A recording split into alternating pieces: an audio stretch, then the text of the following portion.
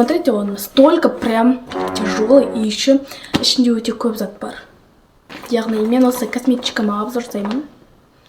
Бірақ бұны папа көрсе ұрсады. Өзімде бір фобия, папаның өзінше бойнандан қорқам. Өйткені папа косметичканы көрсе ұрсады. Бүйтіп ашқан кезде ішінен алтын шықпайды, косметичка шығады. Қазір енді мен сендерге осыны біртіндеп обзорчик жасайтын боламын.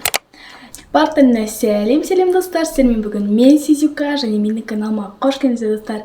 Бүгінгі видео достар өздеріңіз тақырыбынан және обложкасынан көргендей, бүгінгі видео достар менде менің мына тұрған косметичкама обзор болады. Вот, смотрите, он настолько прям тяжелый и еще ішінде өте көп зат бар. Қабақтай болып тұр, көрдіңдер ма? Вот, қазір енді мен осы видеода осы косметичкама обзор жасайтын боламын. Знаю, бұны ешкім сұраған жоқ, бірақ для себя мен осыны обзор жасағым келіп тұр.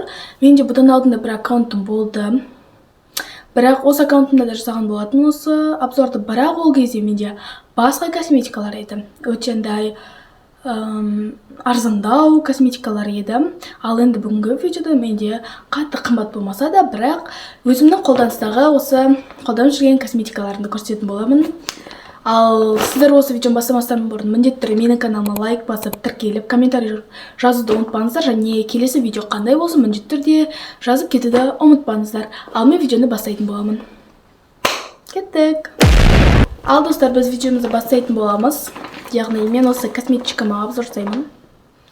Бірақ бұны папа көрсе ұрсады. Бәрінде сондай шығар, білмеймін, бірақ менде өзімде бір фобия, папаның өзінше бойнандан қорқам. Потому что бәрібір ер кісілер қыздарын қызғанады. Сондықтан да папа мені қызғанады и мені көп нәрседен тыяды. Және оның ішінде осы бояну да бар. Сондықтан да мен қазір прям быстро және көрсетпей сендерге обзор жасауым керек. Және де мына кірпіктермен де мен қазір өзімді де қорқыныш сезініп отырмын. Өйткені папа косметичканы көрсе ұрсады. Косметика деген нәрсені көрсе ұрсады. Ал мен боюсь. Шапалақ ұрып жатыр. Ал біз видеоны бастаймыз, көп созбай. Вот, қайда үшінші рет көрсете берсең, иә? Менде осындай косметичка. Көрдіңдер ғой, сыртын жеттаған жеттіңдер өзім. Ал сендер әлі үшін білмейсіңдер. Ал мен үшін көрсететін боламын. Ішін сим открой десең ашылмайды, әрине бұны қолмен ашасың. Бүйтіп ашқан кезде ішінен алтын шықпайды, косметичка шығады. Вот достар, қандай аз или көп или орташа косметика. Қазір енді мен сендерге осыны біртіндеп обзорчик жасайтын боламын. Ең бірінші мен сендерге қайтып көрсетем. Ладно, давайте просто алып көрсете беретін боламын. Ең бірінші менде қолыма түскен осы зат. Бұл не деп ойлайсыңдар? Бұл менде осындай кірпік, который Пиндодан заказ еткен. Мен бұндай болады деп ойламадым. Қасында екінші кірпікті көрсетемін. Сондай кірпік болады деп ойладым, но оказывается мен қателесіппін. Заказ беруден де қателескем. Вот прям қараңдар. Қандай қалың и тут дәу. Ужас. И түп-түзу болған, просто папа көріп. Мусорға тсең дейм, бірақ тық болған. Деп бәрін ашып отырсаң. Келесі, менің екінші кірпігім, точнее қолыма түсіп тұрғаны, бұл менде осындай кірпік екінші. Бұл, білмеймін, сап-сау еді, сын қала салды ғой, видео түсіретін кезде. Осындай кірпік. Вот, менің қазір көзімде тұрған осы кірпік. Мен осындай болады деп ойладым, или хотя бұны ұзыны деп ойладым да.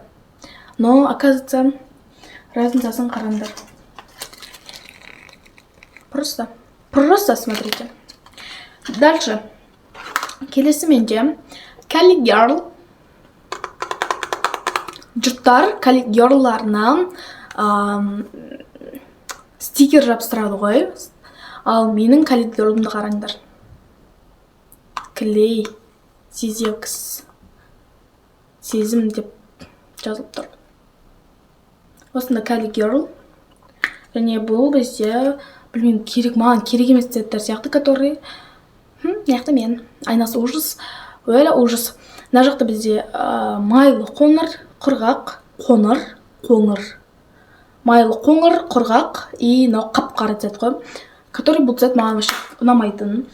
менің қасым қара, бірақ мен ондай цветпен бояуды ұнатпаймын. Келесі менде осындай жедір в одном.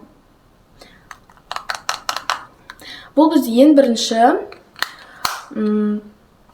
мынандай, короче, қараңдар, осындай 4 цветтен тұрады. Біріншісін ашсаң, бұл бізде айна.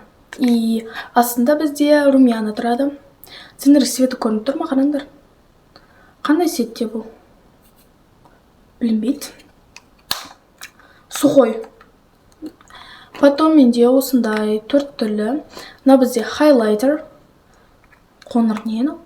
Мынау жылтырақтармен, которые тени. Мынау ашық, мынау қап-қара цвет. Нет, соңы бар екен ғайша. Соңында бізде сухой контуринг.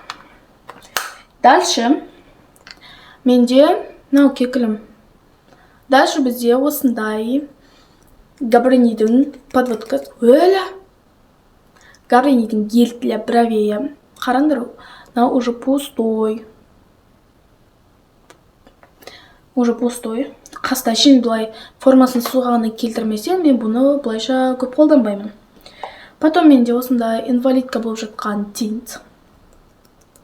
Келесі тоналка емес, бибишка. Вот. Има битем қап-қарып кетіп, битем ақ, битем қара. Осындай көргендер, фокус осыған аударып, короче. Осы биби крем. Потом Айда Серикеваның ойнатқан осындай тоналкасы. Потом менде өте андай арзан бір бәле тұратын зат бұл, который 1500 теңгеге алған. Бұл өздеріне көріп тұрған жасындарда бір жағы осындай хайлайтер, бірақ бұл уже жидкий хайлайтер. Ал бағана сендерге мынада көрсеткенім өлі масқара. Мен позорым шаштым мынау. Мынада көрсеткенім бұл бізде сухой румянасына сухой хайлайтер. Ал мынау бізде жидкий. И сұнна менде сухой румяна. Мынау бізде сұнна жидкий румяна. Вот цвета мен бұны вообще қолданбаймын. Болғанда. Те хайлайтер ғана. Еще хайлайтер бұның ақ цвет емес, сарғыш цвет беріп кетеді ма? Сондай бірнеше. Потом менде қастың осындай заты тағы да. Мына неге? Вот осындай. Мен негізі осыны қолданып жүргенім ғой. Сосын коллегерларға көшіп кеттім ғой, ужас. Потом менде осындай Габринидің праймері. Но вообще не советую. Ана бір түрлі қылдырып жіберем ма? Ладно. Потом менде осындай бітіп қалған туш. Қаранда сырты, ужас не болып кеткен сыртын бәрі. Мен бұны не үшін алып жүргенімді өзім де білмеймін. Потом бізде бұны көрсетпей қойын. Потом бізде менде осындай ланолиновый дейтін маз. Бұл, короче, бетке арналған ғой. Крем для лица, для сухой кожи. Менің бетім сухой. И мен бұны жақсам, менің тоным, бұны база ретінде жағам. И менің тоным осы кезде чөтке тұрады. Сосын бетінен, если жылтыраған қаласам бетінен жақпаймын, ал егер маған матовый керек болса, мұнда мен бетінен пудрамен жүргізем. Және келесі менде осындай стик для волос.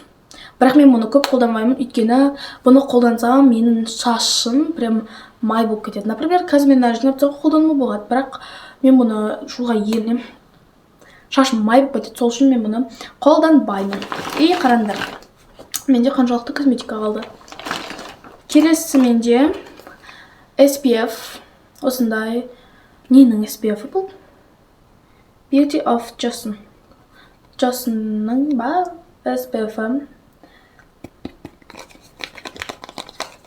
Осындай SPF.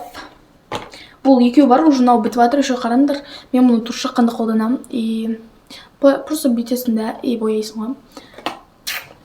Келесі менде қазір көрсетемін сендерге, дұрыстап алайын. Менде осындай клей, осы кірпік жабыстыранға. Мен дейтін осының бір жырын айтып берейін сендерге. Осы клейді мен қолданғанда, который 250 теңгеге алдым, 500 теңген заттың 250 теңгеге алдым да.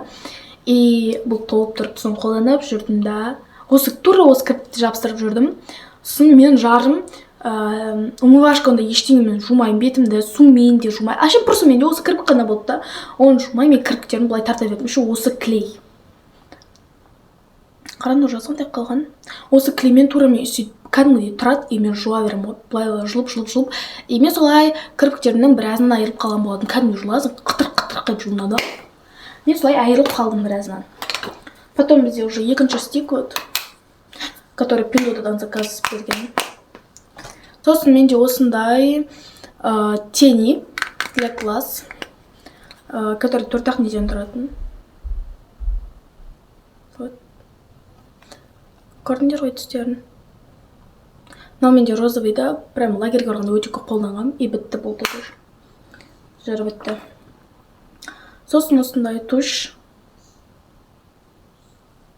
который новыйдан алған. Бірақ өте ужасный туш. Қазір көрсетемесіңдер бұны. Қараңдар. Қандай андай бір құрғақ па, или майы аздау ма? Қалайды майы ма? Өте аздау, жидке емес, сәл құрақтау ма, сондай не? Туш. Потом менде осындай помада. Бірақ мен бұл помаданы румяна ретінде қолданамын. Вот. Прям түсі күшті. Ұнайды маған. Ал достар, осымен менің видеом аяқталды. Егер де осы жерге дейін көрген болсаңыздар, міндетті түрде менің каналыма лайк басып тіркеліп және комментарийға өз ойларыңызды жазып, келесі видео қандай болсын сонда жазып кетуді ұмытпаңыздар. Және достар, сендер сұраулар мүмкін, не үшін мен бұл видеоны жарты беліне бөліп тастадым деп. Себебі менің бағана осы видеоны түсіруге дайындалып жатып, көзіме кірпік жабыстырған болатынмын. Видеода көрген болатынсыздар, ал қазір менде қараңыздар ешқандай кірпік жоқ. Және сол видеоны түсіру барысы кірпік жабыстырып жатқанымда көзіме клей кірген. Және сол клей кіргеніне мен мән бермегенмін. Солай көзіме бәрі болды. Бұл нормально деп ойладым да. Хотя көзім түсінде бірдеңе болып жатқан шығар деп, бірақ кәдімгі бұлдыр болып, кәдімгі модный болып, тұман сияқты быт-шыт болып кетті. Содан кейін ол маған уже көзім соңына қарай қызарып, асқынып кеткендіктен мен енді көзімнің қышығандарын бәрін былай көргендердің бәрін алып тастадым. Әрине ол видеоның соңында бар едім. Және солайша мен көзім асқынып кеткен болатын. Ал қазір пайде қойды сәлде болсын. Сондықтан мен видеоның жалғасын түсіріп отырмын. Ал мен видеом аяқталды. Всем пока. Және екінші частты сендерге түсіретін боламын, алайда без мейк. Негізі осылай тұрма деймін ғой, Тұқындар. Және келесі частты түсіретін боламын, міндетті түрде. Ал сіздер осыған 100-200 лайк жинап қойыңыздар. Всех люблю. Всем пока.